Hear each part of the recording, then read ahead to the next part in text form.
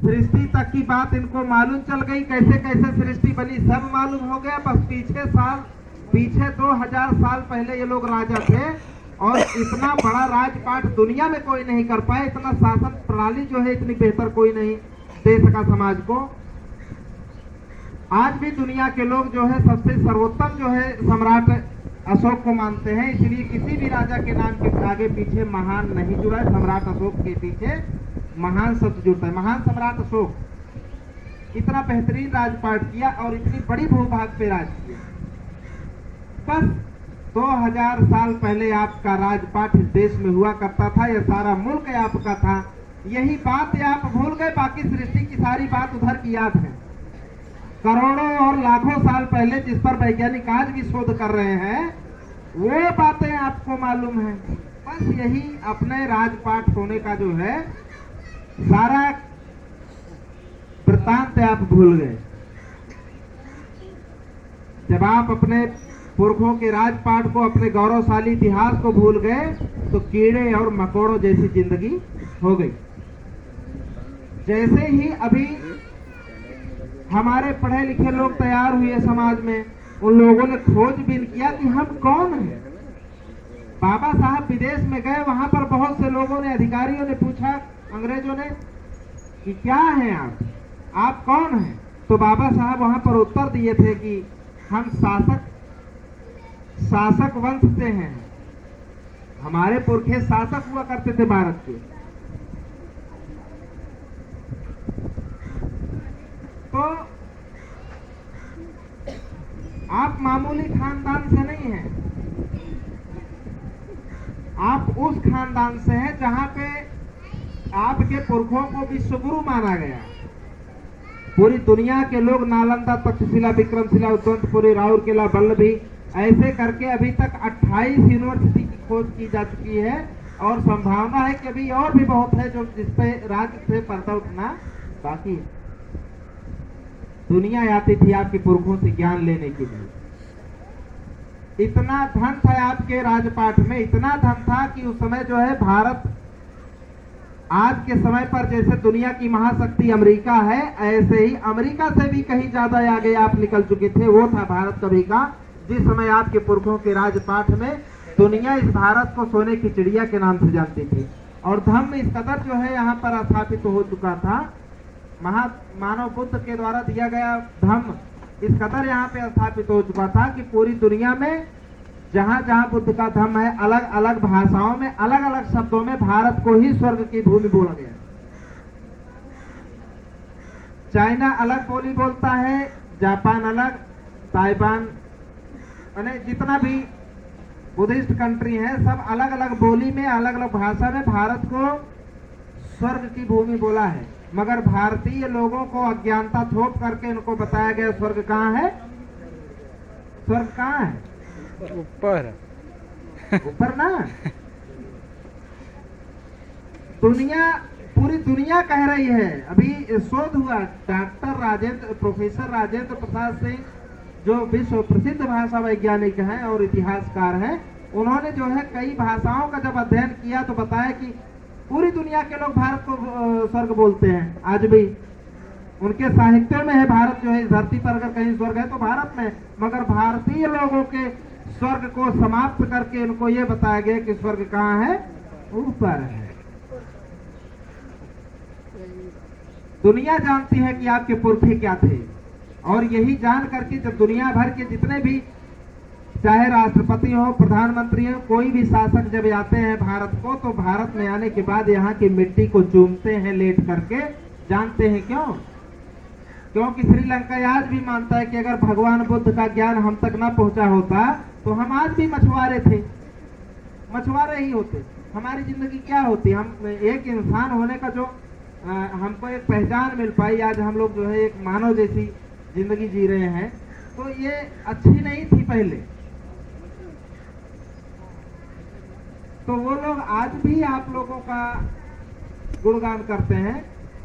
तो यही कहने का तात्पर्य है कि आपके इतिहास को पूरी तरह से मिटाया गया।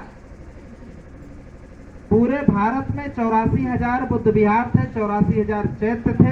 सारे चैत्यों पर बुद्ध विहारों पर कब्जा करके मंदिर में बदला गया और बुद्ध की जो मूर्तियां थी उन मूर्तियों को तोड़वाया गया। जो नहीं टूट पाया, जो नहीं नुकसान हो पाया, तो जो लोग जाते थे जो है वहां पर, बाद में ये भ्रम डाल दिया गया लोगों को कि कोई न कोई शैतानों का नाम दे करके बुद्ध की मूर्ति को, जो उस पर जो एक ढेला मारेगा उसको मोक्ष मिलेगा।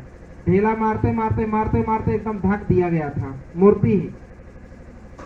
सबसे पहले धर्मपाल अनागारिक धर्मपाल जो श्रीलंका के थे, जब वो भारत में आए महाबोधि महाविहार की खोज जब करने लगे तो वहां पर देखा कि जो पंडित पुरोहित हैं वो बुद्ध की मूर्तियों पर ढेला मरवाते हैं ये कह करके कि मोक्ष मिलेगा, लोग मारते हैं। वो दशा देख करके वो बेचारे वहां पर, ऐसा वर्णन मिलता है कि कई दिन तक बेचारे रोए थे कि जिस बुद्ध ने पूरे दुनिया को शांति का संदेश दिया और आज उनके बताए मार्ग पर पूरी दुनिया खुशहाल हो गई, अरे उस बुद्ध की क्या दशा है, भारत में क्या कर दिया गया। और ये हम रेडी हैं, आधुनिक भारत का इतिहास रेडी है कि अगर धर्मपाल न आए होते तो आज के दौर में हम बौद्ध धर्म को जितना अभी तक समझ पाए, समझने में भी और 100-200 साल लगता। अगर अनागारिक धर्मपाल न आए होते तो बहुत बड़ा योगदान है बौद्ध धर्म को स्थापित करने में उनका। तो आपके पुरखों के राजपाट का धन लूट करके आधी दुनिया अमीर हो गई। इतना धन था आपके पुरखों के पास, आधी दुनिया अमीर हो गई। और आज भी कुंडली मार करके लोग बैठे हुए हैं, छोड़ने को तैयार नहीं है।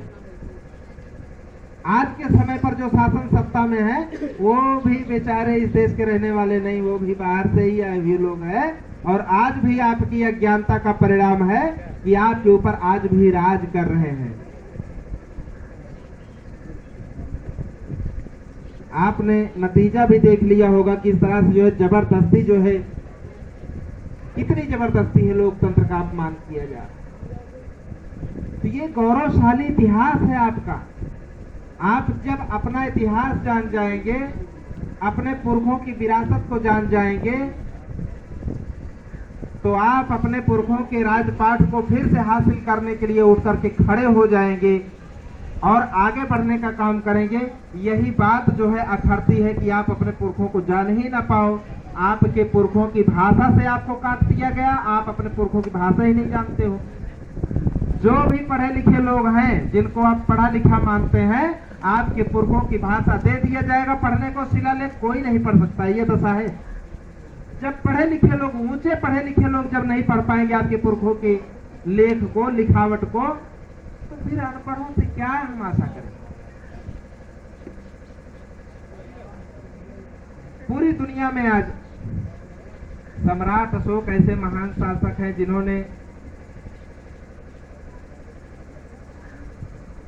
जिन्होंने अभी तक ऐसा इतिहास में वर्णन नहीं मिलता है। सम्राट अशोक ऐसे शासक हैं जिन्होंने जो है शेरशाह सूरी से भी बहुत पहले जीटी रोड जिसको आप बोलते हैं वो बनवाया, राष्ट्रीय राजमार्ग। उसके किनारे किनारे छायादार और फलदार वृक्ष लगवाए और यात्रियों को ठहरने के लिए सराय का निर्माण करवाए और समाज में एवं रोड के किनारे सरायों के बगल बगल में पशुओं और मनुष्यों के इलाज के लिए जो है अस्पताल भी खुलवाए। कितनी बड़ी बात है। दुनिया के इतिहास में जो है अगर पशुओं का अस्पताल सबसे पहले किसी ने खोला तो सम्राट अशोक। आज भी दुनिया इतना आगे जाने के बाद मानवाधिकार तक पहुंच पाई है, मानवाधिकार की बात करती है, लेकिन आपके पुरखे कितना एडवांस थे कि जीवाधिकार की बात करते थे। प्रत्येक जीव को जीने का अधिकार आगे हुए ना। तो बहुत बड़ी विरासत है आपके पुरखों की। आपके पुरखों का राजपाट आज भी दुनिया गर्व से पढ़ती है कि इतना बढ़िया राजपाट आज तक कोई धरती पर कर ना सका जितना अच्छा राजपाट आपके पुरखों ने किया है। लेकिन आपके पुरखों के राजपाट से आपको बड़ी दूर खदेड़ा जा चुका है। ना केवल राजपाट लिया गया है आप लोगों के पुरखों का, आप लोगों का राजपाट लेने के बाद सारी जमीनें, सारी जायदाद, सारी व्यवस्था से आपको दूर कर दिया गया और यहाँ तक आप लोगों को सताया गया कि आपको गोबर में से दाने निकाल के खाने को मजबूर कर दिया गया। मरे जानवरों का मांस तक खाने को मजबूर कर दिया गया। राजाओं की खानदान को, राजाओं के वंशजों को इस स्तर तक जो है ले जाया गया। और बाबा साहब बड़ी मुश्किल से आप लोगों को उस दलदल से निकाल करके एक मुकाम तक ले आए, लेकिन हमारे लोग इतने स्वार्थी और इतने असामाजिक तत्व निकल गए कि वो लोग जो है बाबा साहब के संघर्षों का खूब आनंद लिया और अपने परिवार तक सीमित करके रखा। जो आगे बढ़ गए बाबा साहब के कारवां की बदौलत, वो लोग केवल अपने परिवार के सुख तक जो है सीमित रह गए। चार दीवारी जो है उनका घर मकान उस तक सीमित रह गए, अपने समाज की परवाह नहीं करी और उसकी वजह से मिशन खतरे में पड़ा। आज संविधान खतरे में है। बड़ी विचित्र विडंबना है। तो इस गौरवशाली इतिहास को अगर आपको जानना है तो अपने महापुरुषों का शिलालेख भी पढ़ने आना चाहिए। तो पाली भाषा और धम्म लिपि अगर आप लोग सीखना चाहेंगे तो कोई और कार्यक्रम कभी लगा दिया जाएगा, तो मैं उसमें जो है जो पढ़े लिखे लोग हैं उनको मैं बता सकता हूँ।